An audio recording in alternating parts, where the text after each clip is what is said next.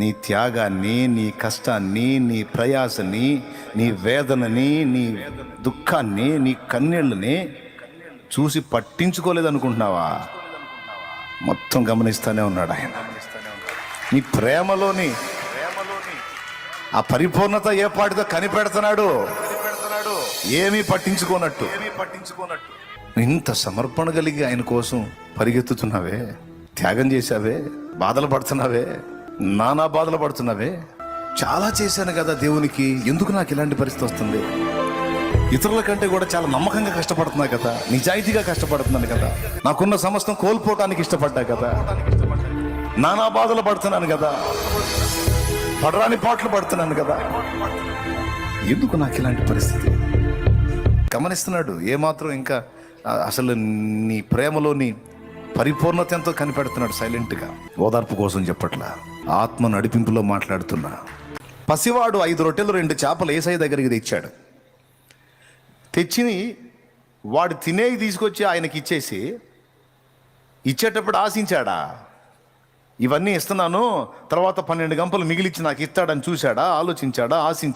ఆశించి ఇచ్చాడా? నో. యేసయ్య అంటే చిన్నోడికి ఇష్టం. యేసయ్య అడిగాడు, వాడు తిందామని ఓపెన్ చేసుకున్నాడు. తినబోయేటప్పుడు ఆయన మాట వినబడింది. యేసయ్య అడుగుతున్నాడు, ప్రభువు అడుగుతున్నాడు, నేను రోజు తింటా కదా, ఈ ఒక్క పూట ఆహారం ప్రభువుకి ఇస్తాను.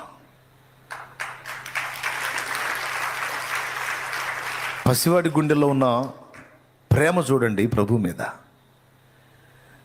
నాకున్న ఈ ఆహారం ఇచ్చేస్తే మరి నా సంగతి ఏంది అనుకోలే. ఆ చిన్న గుండెలో యేసయ్య పట్ల ఎంత ప్రేమ.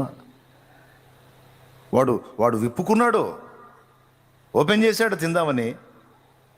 ఆయన మాట వినబడింది, మీ వద్ద ఏమైనా కలదా అని. ఇక వాడికి తినబుద్ధి కాలేదు. పాపం ప్రభు అడుగుతున్నాడు. ఆకలి అవుతుందేమో, చాలాసేపు మాట్లాడాడు కదా, మరి ఎవరు ఇవ్వనట్టుంది, నేనన్నా తీసుకెళ్ళి ఇద్దాం. నీకు అంతకుమించి ఏం తెలుసు చిన్నోడికి? ప్రభువుకి ఆకలి అవుతుందేమో, తింటాడు. మరి నీ ఆకలి సంగతో నాదే ఉందిలే. పాపం ఆయనకి ఎవరిస్తారు? నాకంటే మా అమ్మ మా నాన్న ఉన్నారు. ఈరోజుది పోతే నాకు మళ్ళీ పెడతారు. ఆయనకి ఎవరు ఇస్తారు? ఆయన అడిగాడు, చూశాడు. వాడు తినబోతా చూశాడు. ఎవరన్నా కదులుతారేమో, ప్రభువా నా దగ్గర ఇది ఉంది అంటారేమో అని చూశాడు. ఎవరు కదల్లా. ఇక వాడు ఆలస్యం చేయలే, లేచి వెళ్ళి నా దగ్గర ఇది ఉంది. ఆంధ్రేయ దగ్గరికి వచ్చి, నా దగ్గర ఇది ఉంది. ప్రభు ఏదో అడిగినట్టున్నాడు, మీ దగ్గర ఏమైనా కలదా అని. నా దగ్గర ఇది ఉంది. దాని వెనక ప్రతిఫలాన్ని ఆ చిన్నోడు ఆశించలా. అంత మేధావి కూడా వాడు కాదు. పసిబిడ్డ ప్రభువును ప్రేమించాడు. నువ్వు నాకు చేయకపో, నువ్వు నాకు ఇవ్వకపో, నేనైతే నీ కోసం బతుకుతా ప్రభువా, నేనైతే నీ కోసం అంకితం అవుతా ప్రభువా, నేనైతే నిన్ను ప్రేమిస్తున్నా ప్రభువా. నువ్వు నాకు చేయకపో, నువ్వు నన్ను ఆశీర్వదించకపో, నువ్వు నన్ను దీవించకపో, నాకు అనవసరం. నువ్వు నన్ను ప్రేమించావు, నన్ను కోరావు, నా బ్రతుకుని ఇవ్వమన్నావు, అప్పచెప్పుకున్నా. నువ్వు ఏమి చేసినా చేయకపోయినా నా బ్రతుకంతా నీ చేతికి అప్పగించుకుంటున్నా. ఈరోజు కష్టపడి దేవుని కోసం తిప్పలు పడుతున్నావు, కానీ ఆశించిన ఫలితం ఏం కనపడట్లా. ఆర్థిక సమస్యలు ఏం పోలా, కొంచెం నలుగుతూనే ఉన్నావు. కష్టపడి దేవుని చిత్తం కోసం, దేవుడు ఈ పని చేస్తే సంతోషపడతాడు, ఇదే కదా ఆయన చిత్తమని ఆత్మల సంపాదన కోసం సేవకు వచ్చావు. కష్టపడుతున్నావు, ఆశించిన ఫలితం రాలా, ఆశించిన జవాబు రాలా. జవాబు ఏదన్నా కానీ ఆయన ఇవ్వకపోని నాకు అనవసరం, నేను ఆయన్ని ప్రేమిస్తున్నా, చేస్తా. ఆయన నన్ను పట్టించుకున్నా చేస్తా, పట్టించుకోపోయినా చేస్తా. ఆయన నాకు సమృద్ధిని ఇచ్చినా చేస్తా, ఇవ్వకపోయినా చేస్తా. నేను మాత్రం మానుకోను. ఆయన నన్ను ఘనపరిచినా చేస్తా, ఘనపరచకపోయినా చేస్తా. ఆయన నన్ను ఆనంద పెట్టినా చేస్తా, అవమానానికి అప్పగించినా చేస్తా. ఆయన నాకు సమృద్ధినిచ్చినా చేస్తా, దరిద్రతలో నన్ను ఉంచినా చేస్తా. ఆయన నాకేదో ఇవ్వాలని ఇస్తాడని కాదు, ఆయన అంటే నాకు ఇష్టం. ఆయనకు నచ్చేవి చేయటం అంటే నాకు ఇష్టం. ఎంతోమంది ఉన్నారు, నన్ను కోరాడు. మరి ఎంతోమంది ఉన్నారు, చదువుకున్నోళ్ళు, జ్ఞానులు, గనులు, గొప్పవారు, నన్ను పిలిచాడు. మరి నేను ఎట్లా మర్చిపోయేది? నన్ను అడిగాడు, నువ్వేమన్నా నా కోసం చేస్తావా అని. నేను ఎట్లా వదిలిపెట్టేది ఆ మాటని? ఎంతోమంది ఉన్నారు, నాతో మాట్లాడుతున్నాడు. ఒక చిన్న ప్రార్థన గుంపు నా కోసం సిద్ధపరచగలవా? కొద్ది మందిని నా కోసం చిన్న గుంపుగా చేసి రోజు ఆ చిన్న గుంపులోంచి, ఆ 2-3 నిత్యము నా యొద్దకు ప్రార్థనా ధూపం ఎక్కి వచ్చేటట్టు నువ్వు చేయగలవా అని పిలిచాడు. పూనుకున్నాను. ఎన్నో ఎదురు దెబ్బలు, ఆటుపోట్లు. కొన్నిసార్లు అసలు పట్టించుకుంటున్నాడో లేదో అనిపిస్తుంది. అయినా మానను.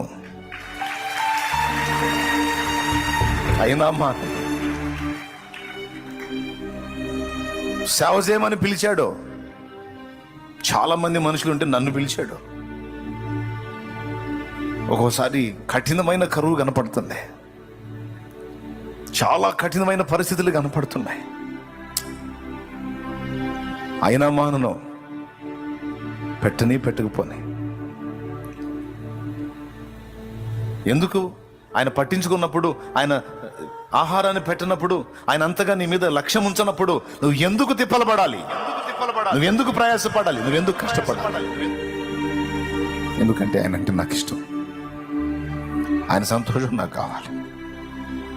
మన సృష్టికర్త నా కోసం ప్రాణం పెట్టాడు. ఇంకేం చేయాలి? చాలు, అది చాలు. ఘోరమైన అవమానాలు ఎదురవుతున్నాయి, తృణీకారాలు ఎదురవుతున్నాయి. ఎందుకు చేయాలి నేను అనిపిస్తుంది. చిచి, అదేంటి పిచ్చి ఆలోచన? ఎందుకు చేయటం ఏంటి? చేయకపోతే ఎట్లా? లోకంలో ఘనులకు, గొప్ప వంశపు వారికి, జ్ఞానులకు ఎందరికో లేని పిలుపు నాకొచ్చింది. నన్ను నమ్మకమైన వాడని ఎంచి పిలిచాడు. నేను ఎట్లా చేయకమానండి అని చెప్పు. ఏమన్నా చేయని. నేను ఇస్తున్న రొట్టెలో నాకు ఇవ్వకుండా ఆయనే తినేసేయని. ఏమన్నా చేయని. నా లేకపోయినా పర్వాలేదు, పస్తుంటా. ఒకగానొకడు ఇచ్చింది ఆయనే. ఎవరా అని అడిగాడు. పోనీ, వస్తువు అయింది, ఆయన చిత్తం. కాదంటే నేనేమండి ఇస్తాను. తర్వాత నాకు ఇంతమందిని ఇస్తాడని ఆయన అనుకున్నాడా? నేను దేవుణ్ణి ప్రేమిస్తున్నా, ఆయన సంతోషాన్ని కోరుతున్నా. ఆయన ఏం చేసినా పర్వాలేదు, అవమానాలకు అప్పగించినా పర్వాలేదు, ఆకలి బాధకు అప్పగించినా పర్వాలేదు, ప్రయాసకు అప్పగించినా పర్వాలేదు, నిందలకు అప్పగించినా పర్వాలేదు, దరిద్రతకు అప్పగించినా పర్వాలేదు, ఏమైనా రెడీ. నా ప్రభు నాకు ఇష్టం, నా యేసయ్య నాకు ప్రాణం. హల్లెలూయా, హల్లెలూయా, హల్లెలూయా, హల్లెలూయా. భక్తి అంటే ఇది. దేవునికి స్తోత్రం. భక్తి అంటే ఇది. గొడ్రాలు అంటున్నారు. అన్ని సంపదలు ఉన్నా, అన్ని భోగాలు ఉన్నా ఏం లాభం? పిల్ల జల్ల లేదు. గొడ్డుపోతు మనిషి అంటున్నారు. అయినా పర్లేదు. దేవుడు అంటే నాకు ఇష్టం, దైవజనులంటే నాకు గౌరవం. నాకు అవకాశం ఉంది, లేకపోతే అది వేరు. ఉంది. దేవుడు నన్ను పట్టించుకోపోని, ఆ దైవజనుడు నా గురించి ఆలోచించకపోని నాకు అనవసరం. నాకు అవకాశం వచ్చింది, నేను దాన్ని వినియోగించుకోవాలి. నాకు ఛాన్స్ ఇచ్చాడో నేను దాన్ని నెరవేర్చాలి. భక్తుని మనసు ఇదైతే మరి ఇప్పుడు దేవుని మనసును చూడొద్దు. మనం దేవుని మనసు చూడొద్దు. 5 రొట్టెలు 2 చేపలు ఎక్కడ, 12 గంపలు ఎక్కడ, ఒక్కగానొక్కడైన సంతానం ఎక్కడ, ఆకాశ నక్షత్రాలంత పిల్లలు ఎక్కడ, ఒక్కగానొక్కడై ఉన్న సంతానం ఎక్కడ, ఇసుక రేణువులంత పిల్లలు ఎక్కడ. భక్తుని సమర్పణ అదైతే దేవుని మనసు ఇది. హల్లెలూయా. పిచ్చోడా, నీ త్యాగాన్ని, నీ కష్టాన్ని, నీ ప్రయాసని, నీ వేదనని, నీ దుఃఖాన్ని, నీ కన్నీళ్ళని చూసి పట్టించుకోలేదనుకుంటున్నావా? మొత్తం గమనిస్తూనే ఉన్నాడు ఆయన. నీ ప్రేమలోని ఆ పరిపూర్ణత ఏ పాటితో కనిపెడుతున్నాడు. ఏమీ పట్టించుకోనట్టు. నువ్వు ఏం చేసినా పర్లా, చేయపోయినా పర్లా, ఇంత సమర్పణ కలిగి నువ్వు ఆయన్ని హత్తుకుంటే నిన్నుగాక ఇంకెవరిని దీవిస్తాడు? మరి నిన్నుగాక ఇంకెవరిని దీవించాలి ఆయన? ఇంత సమర్పణ కలిగి ఆయన కోసం పరిగెత్తుతున్నావే, త్యాగం చేశావే, బాధలు పడుతున్నావే, నానా బాధలు పడుతున్నావే. గమనిస్తున్నాడు ఏమాత్రం. ఇంకా అసలు నీ ప్రేమలోని పరిపూర్ణత ఎంతో కనిపెడుతున్నాడు సైలెంట్గా. ఓదార్పు కోసం చెప్పట్లా, ఆత్మ నడిపింపులో మాట్లాడుతున్నా. సిద్ధపడి రాసుకొని వస్తే తప్ప నేను అనట్లేదు. ఆత్మ ప్రేరేపించి పలికిస్తున్న మాటలు పలుకుతున్నాను నేను. మౌనంగా ఉంటాడు. రొట్టెలు ఇవ్వగానే పిల్లాడికి మళ్ళీ వెంటనే రొట్టెలు ఇచ్చాడా? అందరి కడుపులు నింపినాక ఫైనల్లో ఇచ్చాడా? చెప్పండి. అందరి కడుపులు నింపినాక ఫైనల్లో ఇచ్చాడు. ఈ మధ్యకాలంలో బహుశా వాడిని గమనించాడేమో. ఏం దేశయ్యా, నా రొట్టెలను తీసి వాళ్ళకి పెడుతున్నా, నా సంగతి ఏంది? ఏం లేదు. వాడు సైలెంట్గా చూస్తా ఉన్నాడు. అది ఇంతనే. నువ్వు తింటావని నీకు ఇస్తే నువ్వు వాళ్ళకి అందరికీ పెట్టేస్తున్నావు. పర్వాలేదు, పెట్టే. అసలు వాడికి ఆకలి లేదు, ఆనందమే ఉంది. చివర మిగిలిన మొక్కలు 12 గంపలు ఎత్తిరి. ఎవరి అవి? మీరు చెప్పండి. ఎవరివవి? ఎందుకంటే దాని మూలధనం ఎవరిది? మిగిలింది ఎవరిది? కథం. మనిషిగా నువ్వే ఇంత నమ్మకంగా కష్టపడుతుంటే, ఇంత త్యాగం చేస్తుంటే ఆయన ఎంత మురిసిపోతాడు, ఎంత సంతోషిస్తాడు. నీ పట్టుదల ఎంతో కనిపెడుతున్నాడు. అది నేను చెప్తున్నా, గుర్తుపెట్టుకొని నమ్ము. ఓదార్పు కోసం చెప్పట్లా, వాస్తవంగా చెప్తున్నా. నా దేవుడు అన్యాయస్తుడు కాదు. నా దేవుని కోసం నువ్వు పడే ప్రయాస, నువ్వు పడే బాధ, నువ్వు పడే వేదన, నువ్వు చేసే త్యాగం, నువ్వు చేసేది ఏదైనా నువ్వు ఘోరంతా చేస్తే లెక్క రాసుకొని కొండంతా నీకు సిద్ధం చేస్తాడు నా దేవుడు. కొండంతా. ఎప్పుడయ్యా అనవాకు, అన్నావంటే తేడా పడతావు, దొరికిపోతావు. అన్నావంటే దొరికిపోతావు. దొరుకుతావని వెతుకుతున్నాడు నిన్ను. అన్నానికి లేని రోజును కూడా చూపించాడు నాకు. మధ్యాహ్నం పూట ఇంటికి వచ్చాను, తిరిగి 2:30, 3 అవుతుంది. ఆకలి అవుతుంది బాగా. అన్నం ఏమైనా ఉందా అన్నాను. లేదండి. నిజం. పర్లేదులే, ప్రభువుకి స్తోత్రం. ఎందుకయ్యా నాకు అన్నం కూడా లేకుండా చేశాను అనలా. నీకు స్తోత్రం, పర్లేదు, ఏమైంది? ధన్యుణ్ణి. ఒక సాక్ష్యం ఇచ్చావు నాకు కూడా, స్తోత్రం. యాడిచ్చాడు? 10 నిమిషాల్లో సహోదరుడు వచ్చి టీ తాగుదామరా అని హోటల్కి తీసుకెళ్ళాడు.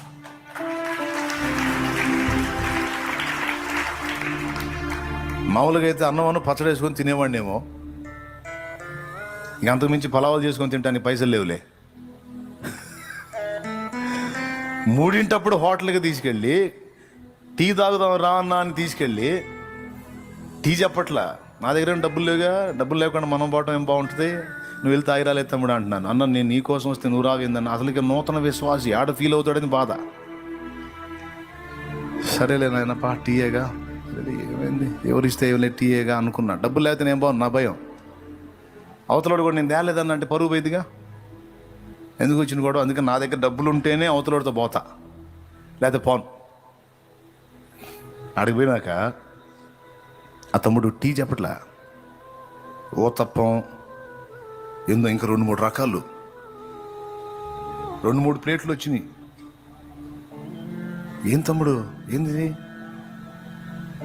అంటే, ఇవన్నీ నీకు తినిపించాలని నాకు ఆశ కలిగింది, నువ్వు తినకపోతే నేను బాధపడతా.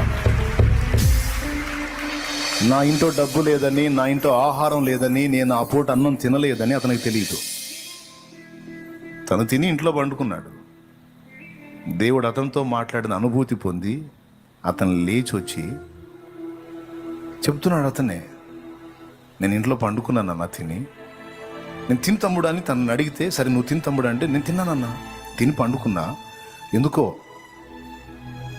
నువ్వు తిని పండుకున్నావు, నా దాసుడు తిన్నాడో లేదో అడిగావా, లేచి వెళ్ళి అడుగు అని ఆయన నాతో మాట్లాడిన అనుభూతి పొంది నేను వచ్చానని చెప్పాడు. చూడు ఆయన మనసు చూడు. అయితే ఆ పూటగా అట్లా కడుపు నింపేశాడు. నేనే వద్దన్నా, అయినా సరే తినాల్సి వచ్చింది. అది తింటామేమో కానీ ఆ తమ్ముడు ఆ మాట చెప్పినప్పుడు ఈ కన్నీళ్ళు ఆహారం మీద పడ్డాయి. తల ఉంచుకున్నాను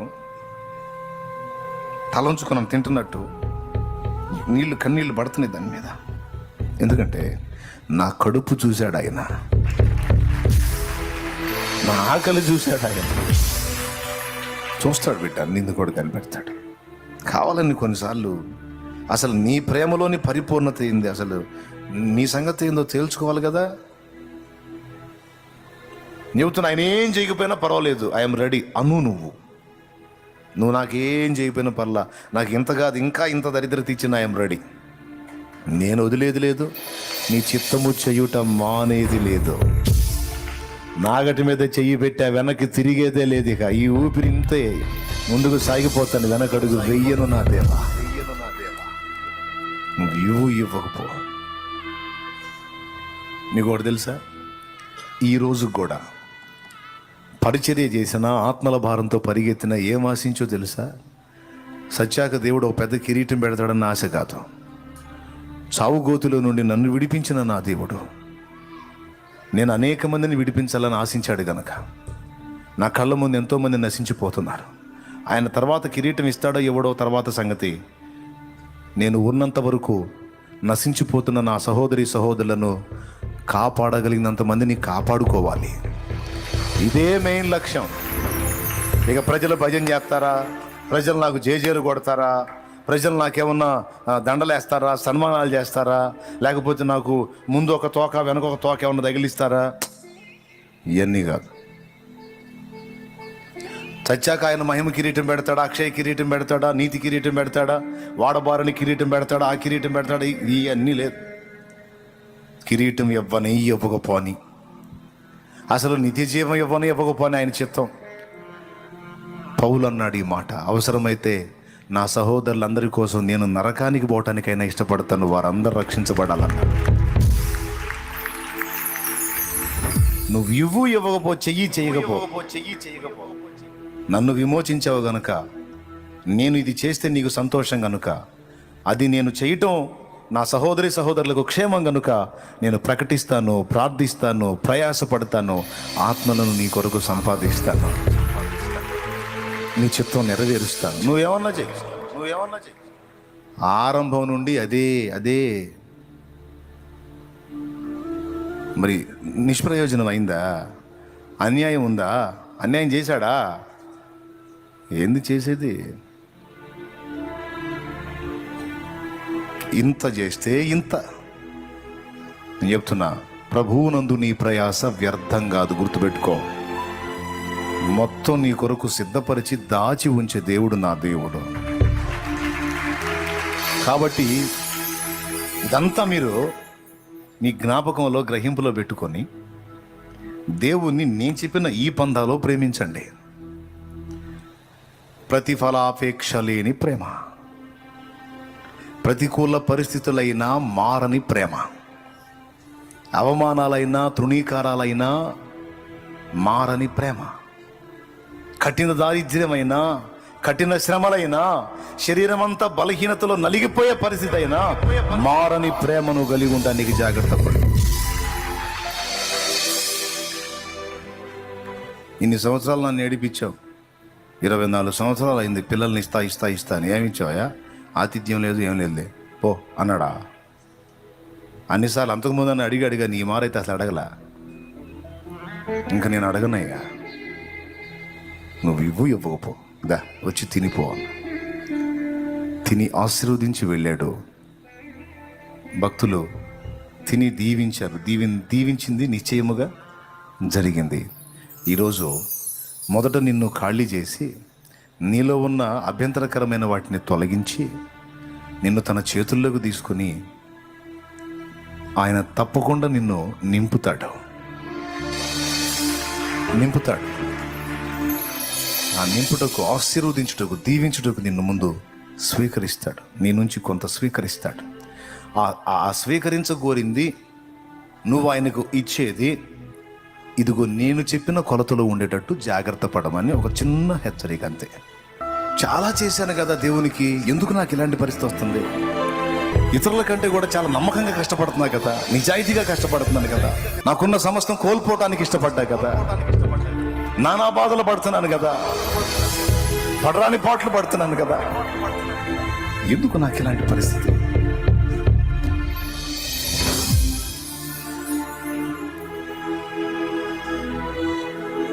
ప్రార్థన చేయి.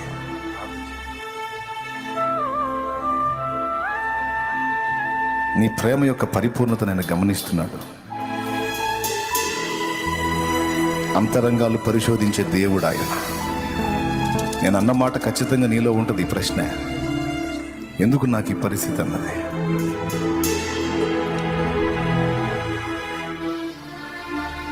నేను ఎంత ప్రయాసపడినా నాకు ప్రతికూల పరిస్థితులే, ఎంత నిజాయితీగా కష్టపడినా అవమానాలే.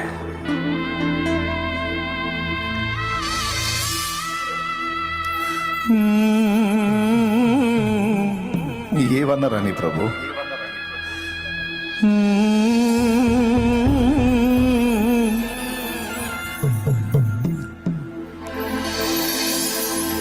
నీ కోసం జీవిస్తున్నా, నిన్ను నే ప్రేమిస్తున్నా.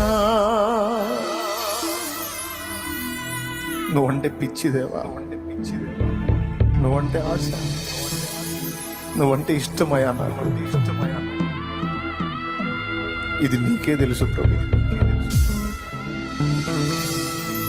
ఎన్ని వేదలైనా, ఎన్ని అవమానాలు, ఎన్ని బాధలైనా నిన్ను వదలలేను ప్రభు. నువ్వు నాకేం చేయాలయ్యా? ప్రాణమే పెట్టేశావు, ఇంక నువ్వు నాకేం చేయాలి? పర్లేదులే ప్రభా, పర్వాలేదులే ప్రభా.